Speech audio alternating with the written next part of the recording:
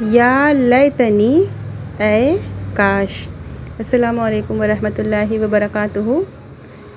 وہ حسرتیں جو روز قیامت اللہ کی نافرمان کریں گے۔ کچھ آیتوں میں اللہ تعالیٰ فرماتا ہے، اے کاش میں نے اپنی آخرت کی زندگی کے لیے کچھ کیا ہوتا۔ سورہ فجر۔ اے کاش ہم نے اللہ اور اس کے رسول کی فرما برداری کی ہوتی۔ سورہ احزاب۔ اے کاش میں رسول اللہ صلی اللہ علیہ وسلم کا راستہ اپنا لیتا۔ سورہ فرقان۔ اے کاش میں اپنے رب کے ساتھ کسی کو شریک نہ کیا ہوتا۔ سورہ کہف۔ اے کاش میں نے فلاں کو دوست نہ بنایا ہوتا۔ سورہ فرقان۔ اے کاش میں مٹی ہوتا۔ سورہ نبا۔ اے کاش مجھے میرا نام اعمال نہ دیا جاتا۔ سورہ حاقہ۔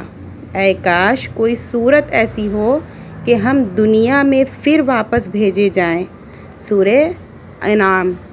یعنی اللہ تعالیٰ قرآن میں جگہ جگہ ڈراتا ہے، بتا چکا ہے کہ قیامت کے دن جو اللہ کی نافرمانی کرے گا وہ کیا سوچے گا۔